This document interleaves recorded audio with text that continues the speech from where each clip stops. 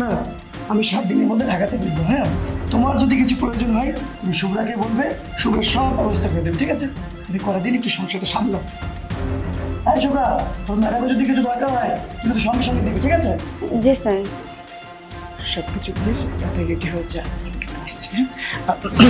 কি কিছু বললে? না, বললাম যে তোমার খেয়াল যেন রাখে। তাহলে আসি, হ্যাঁ, দেরি হয়ে যাচ্ছে।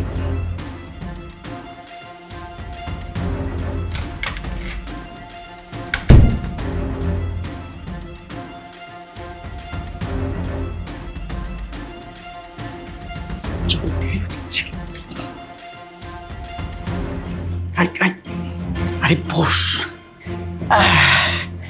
তোর ম্যাডামকে বলেছি 7 দিনের জন্য আমি ঢাকার বাইরে যাচ্ছি। এই 7টা দিন তোর সঙ্গে আমি যখন তখন আসতে পারবো। খুব কাছে মন চাচ্ছি তোর এখন মন চাচ্ছি কি জানিস? মন চাচ্ছি কি তোকে আমি কি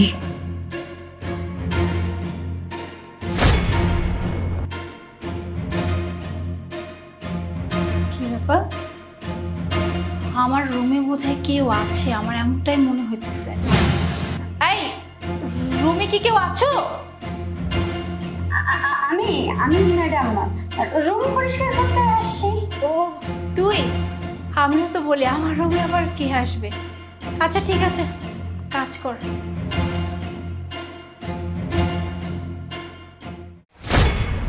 কি ব্যাপার?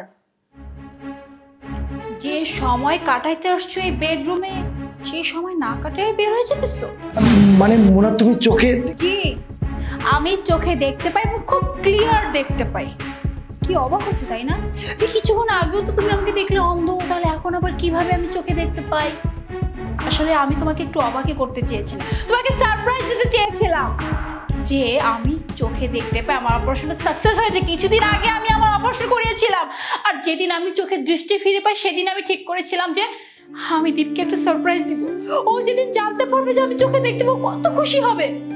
কিন্তু কিন্তু আমি তো নিজেই সারপ্রাইজ হয়ে গেলাম আমার স্বামীর কুকীর্তি দেখে, যে আমার স্বামী আমারই বাড়িতে আমারই কাজের মেয়ের সাথে এইরকম ফষ্টিনষ্টি করে বেড়াচ্ছে। হ্যাঁ, ছি, লজ্জা করলো না দীপ আমার সাথে এরকম একটা জঘন্যমূলক কাজ করতে?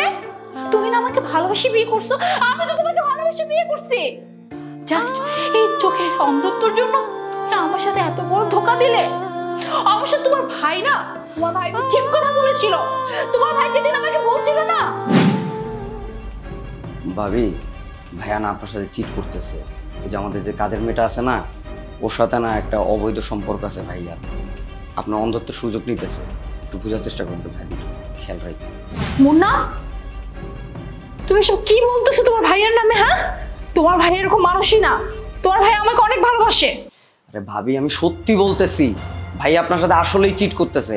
আমি জানি যে আপনি ভাইয়ারে খুব ভালোবাসেন, কিন্তু ভাইয়া যে আপনার চিট করতেছে এটা যদি আপনার বিশ্বাস না হয়, আপনি একবার টেস্ট করে দেখেন, তাইলেই আপনি বুঝতে পারবেন। আচ্ছা ঠিক আছে, তুমি যেহেতু এতটা শিওর হয়ে বলতেছো, আমি একটা টেস্ট নিব। বাট একটা কথা বলি, তুমি যদি ভুল প্রমাণিত হইছো না, তোমাকে আমি ছাড়বো না। কারণ তুমি খুব ভালো করে জানো যে আমি তোমার ভাইকে কতটা ভালোবাসি। আমি না বিশ্বাস করি না, কারণ আমি কিভাবে বিশ্বাস করব? আমি তো জানি আমার দীপ আমাকে অনেক বেশি ভালোবাসে। আমি যেমনই হই না কেন, ও আমাকে কোনোদিন চিট করতে পারবে না। কিন্তু কিন্তু আমি আজকে নিজের চোখে যা দেখলাম, আমার কি মনে হয় জানো দীপ, আমি অন্ধ থাকতে এটাই ভালো ছিল। অ্যাটলিস্ট আজকে আমার এই দিন দেখতে হইতো না। আমি তোমাকে এতটা ভালোবাসছি, এতটা কিছু করছি তোমার জন্য, আর তুমি আমার এই অন্তত্বর ফায়দা নিয়ে তুমি তুমি এই মেয়েটার সাথে, ছি, আমার তো মুখে অন্ত লজ্জা লাগতেছে। যাই হোক, যা হওয়ার হয়ে গেছে। আল্লাহ ভালোই করেছে একদিক থেকে আমার দৃষ্টি ফিরিয়ে দিয়ে, তা না হলে আমি তোমার এই রূপ তো দেখতে পেতাম না। না জানি তুমি আমার পিছে পিছে আরো কত কি করেছো। তোমার মতো স্বামীর সাথে আমি আর সংসার করব না, তোমাকে আমি তালাক দেব। আর একটা কথা, তুমি এই বাড়িতে আর এক সেকেন্ডও থাকতে পারবে না। এই বাড়ি ছেড়ে এখনই বেরিয়ে যাবে। আসলে হয়েছে কি মোনা, আমি কিভাবে যেন কি করে বলেছি আমি ঠিক বুঝতে পারিনি। তুমি আমাকে মাফ করে দাও। হ্যাঁ, মাফ? তুমি মাফ চাচ্ছ আমার কাছে? কোন হিসেবে তুমি মাফ চাচ্ছ? আর ভাবলে কি করে আমি তোমাকে মাফ করবো? হ্যাঁ, তুমি তোমার স্ত্রীর সাথে প্রতারণা করে একটা মেয়ের সাথে হাতে হাতে ধরা পড়ছো, আবার মাপ চাচ্ছ। আর আমি যদি মাফ করি না, আমার পাপ হয়ে যাবে, বুঝলে? আর আমি সেই পাপ করবো না। হ্যাঁ, আমি সেই পাপ করবো না। দেখো দীপ, আমি ভালোই ভালোই বলতেছি, তুমি এই মুহূর্তে আমার চোখের সামনে থেকে চলে যাও, তা না হলে আমি তোমার সাথে কি করবো কল্পনার বাইরে। যাও, মানে শুনো, বের হয়ে যাও। আর তুমি